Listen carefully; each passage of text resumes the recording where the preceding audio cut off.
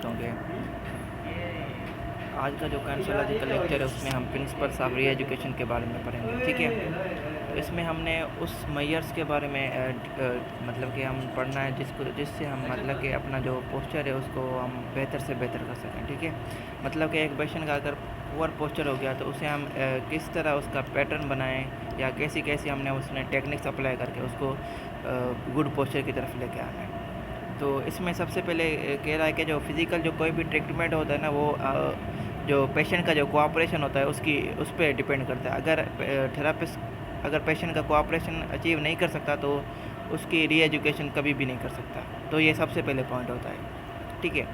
अब ये बेसिकली जो हमारा पोस्चर ख़राब क्यों होता है, इसमें बेसिकली हमारा कभी कभी हमारा मेंटल एटीट्यूड की अनसेटिस्फेक्शन की वजह से हो सकता है, या हमारी कोई ऐसी हाइजीनिक कंडीशन आ गई, ठीक है, जिसकी वजह से हमारा जो पोस्चर होता है वो पुअर की तरफ चला जाता है, ठीक है। अब ये जो पुअर पोस्चर जो डिफेक्ट्स होते हैं हमारी जो स्ट्रक्चरल चेंजिंग आती है उसमें रीड करते हैं। फिर हमारी जो बॉडी स्ट्रक्चर है वो भी हमारी चेंज हो जाती है। फिर उसमें हमारी जो मसल्स और लिगामेंट्स की जो लेंथ हो जाती है वो भी हमारी चेंज हो जाती है। इसके लिए फिर हमें ये होगा कि हमारी जो जॉइंट्स हैं उनको हमने मतलब कि बेहतर से बेहतर कराना है ताकि वो उनकी जो मसल्स और लिगामेंट्स की जो लेंथ है उसको मेंटेन करके रखें, ठीक है। अगर हमारी मतलब कि गुड पोजिशनिंग नहीं होगी तो फिर हम फर्दर ये होगा कि हमारा जो एटीट्यूड और कंडीशन है उनको हमने क्या करना होगा, इम्प्रूव करना होगा, ठीक है।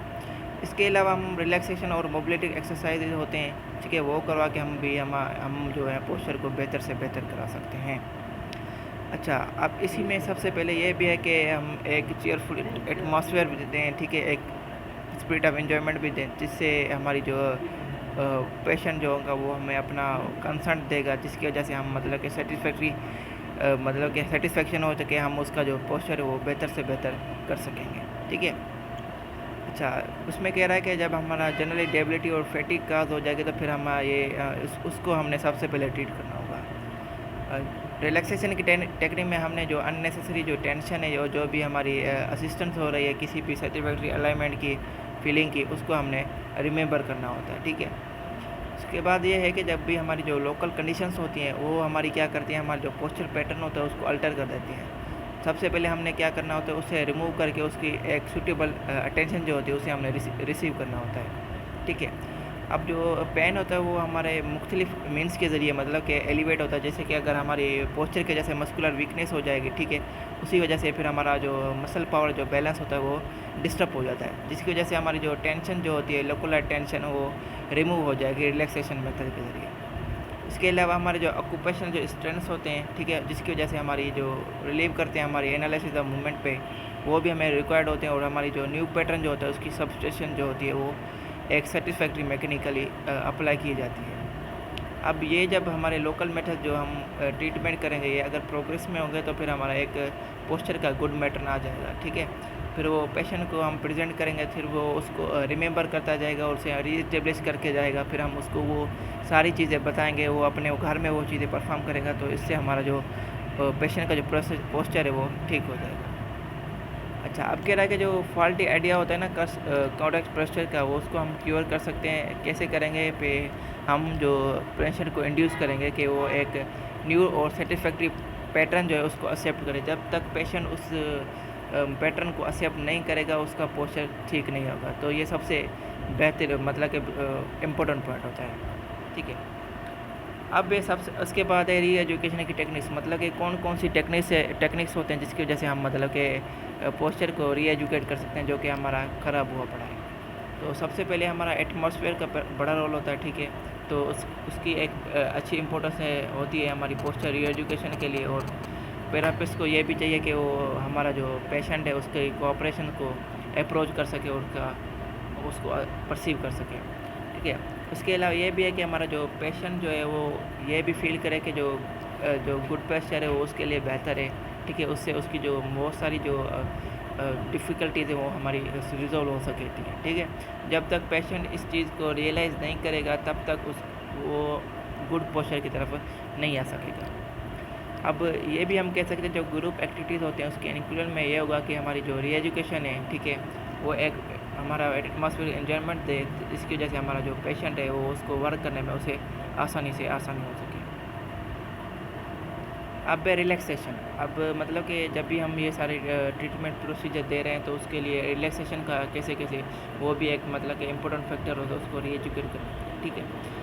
तो रिलैक्स करने के लिए ये भी है कि हम उसे कुछ डिग्री की यूजलेसनेस या अनटेस्टेशन को रिमूव कर दें, ठीक है।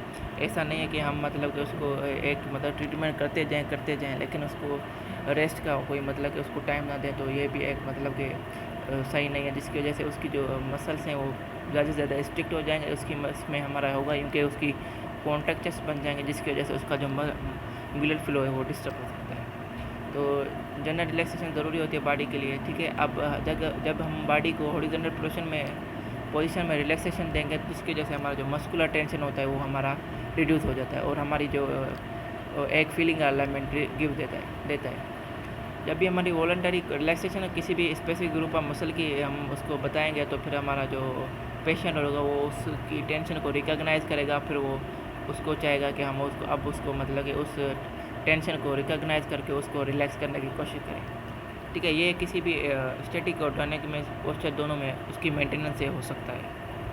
अच्छा, अब इसमें ये भी कह रहा है कि अगर हम एक्सरसाइज यूज़ करते हैं आर्म्स की बॉडी में तो ये भी हमारा लीन फारवर्ड की तरफ चला जाता है, ठीक है, जिसकी वजह से जो अकुमुलेशन डिमांड है वो बढ़ जाती है, ठीक है। तो ये भी इस चीज़ का भी हमने ख्याल रखना है कि इस कंडीशन में हम ये भी देखें कि जो मसल्स हैं शोल्डर ग्रेन और नेक एक्सटेंसर के जो हैं वो इस कंडीशन में उनमें टेंशन प्रोड्यूस हो जाती है।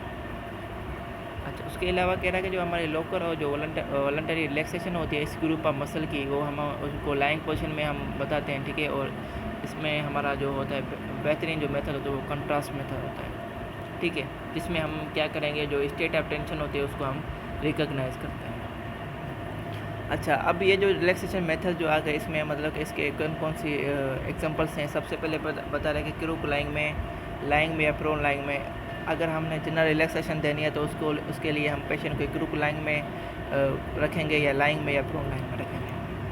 उसके अलावा कह रहा है कि क्रूक लाइंग में हमारा जो क्या होता है कि हमारे जो शोल्डर से उसकी रिलैक्सेशन देंगे, जिसको हम मतलब कि सपोर्टिंग सरफेस के जरिए उसकी एक्सपायरेशन करेंगे, ठीक है। इसमें हमने मतलब कि पेशेंट को बताएंगे कि वो एक्सपायर करे जिससे उसके जो शोल्डर्स होंगे वो रिलैक्स हो जाएंगे।